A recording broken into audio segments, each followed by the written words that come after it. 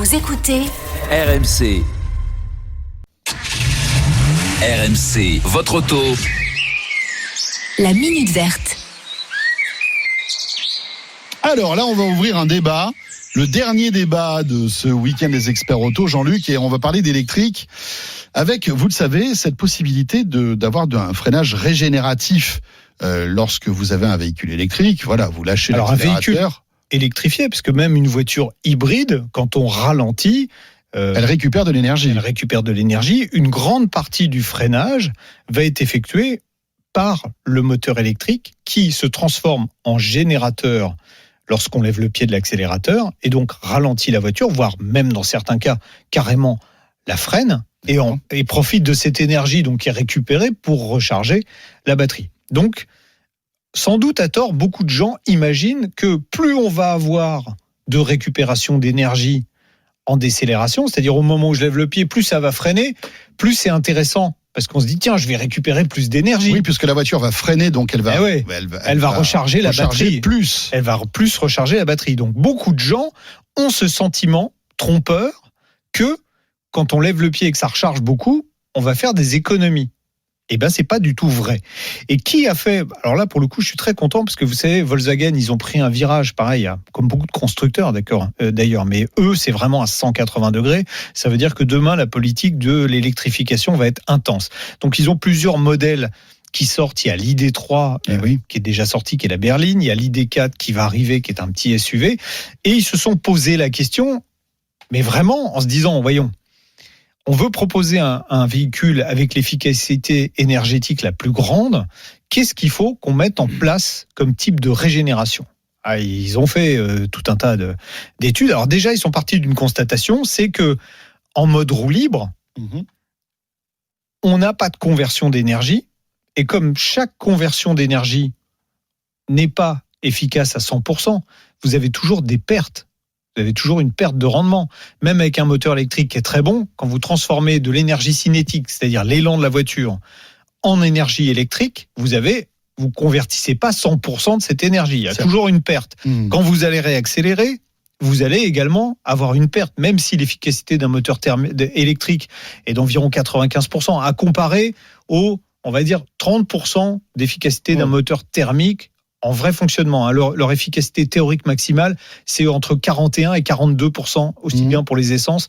Les derniers moteurs essence, c'est 40%. Les diesels, on est à 42, 43%. Mais ça, c'est vraiment à un point de rendement donné. Donc, on va avoir quand même une perte d'énergie. Donc, la meilleure solution pour pas avoir de perte d'énergie, c'est la roue libre. Donc, ils se sont dit, on va faire un système avec de la roue libre. C'est-à-dire que pendant la majorité des manœuvres. Tiens, on a monsieur François Alain qui est derrière le bocal. Il va rentrer dans le studio. Au moment où on va lever le pied, on va avoir une décélération qui est très faible. On va rester sur de la roue libre. Mais en fonction, c'est là qu'ils sont très très forts. C'est là qu'on franchit une nouvelle étape dans l'automobile. On va avoir un système d'éco-assistance qui va fonctionner avec le GPS de la voiture, avec tout un tas d'informations. Et en fonction de la topographie du parcours, on va avoir ou pas de la régénération électrique. Je m'explique. Je lève le pied sur du plat, je suis en roue libre, c'est là que je fais le Je ne recharge rien, mais c'est plus efficient. C'est plus efficient. Je suis dans une descente, je lève le pied. Là, j'ai pas besoin d'avoir de la roue libre. Je lève le pied dans la descente. Là, je vais avoir de la récupération électrique et je vais recharger.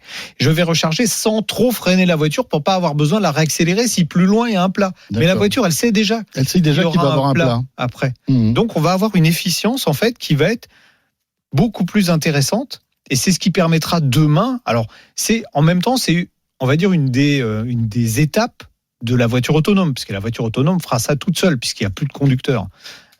Mais déjà, on l'a de disponible, même avec un conducteur à bord. La voiture gérera elle-même tout ça. Alors, il y aura évidemment différents modes de sélection. Pour ceux qui préfèrent, quand ça freine, à partir du moment où on lève le pied, ils pourront quand même sélectionner ça.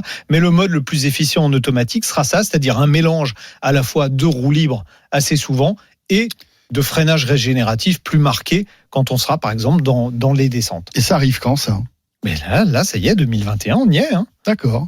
Alors évidemment, ça sera sur les voitures haut de gamme, j'imagine. Oui, non, ça sera sur l'ID4. Avant que ça arrive sur la Zoé. Oui, l'ID4, elle arrive là, dans les semaines qui viennent.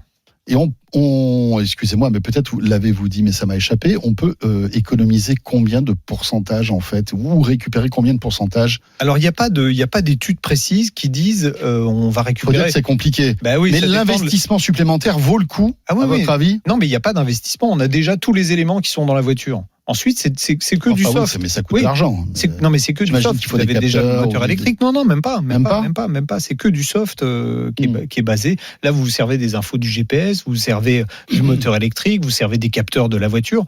Alors, quand vous me dites on récupère combien, ça dépend à quelle vitesse vous êtes, si vous avez du vent de face, si Oui, vous êtes dans mais une descente. c'était en moyenne, quoi. Non, il y Avec a ce pas de- système-là, on gagnait 5, 6, 10%. Quelqu'un de très efficient avec une voiture électrique peut récupérer presque 100% de l'énergie cinétique. Alors, pas 100%, parce que j'ai dit, il y a une perte. Oui. Il y a une perte qui est due au rendement du système, mais on peut pratiquement ne jamais se servir des freins mécaniques. Sur certains véhicules électriques, on n'aura pas besoin de servir des freins mécaniques. Bon, de temps en temps, il faut freiner quand même, non? Il y a des véhicules comme la Leaf avec le e-pédale. Oui, c'est vrai, on lâche. On peut s'arrêter. Oui, c'est clair. Jean-Luc.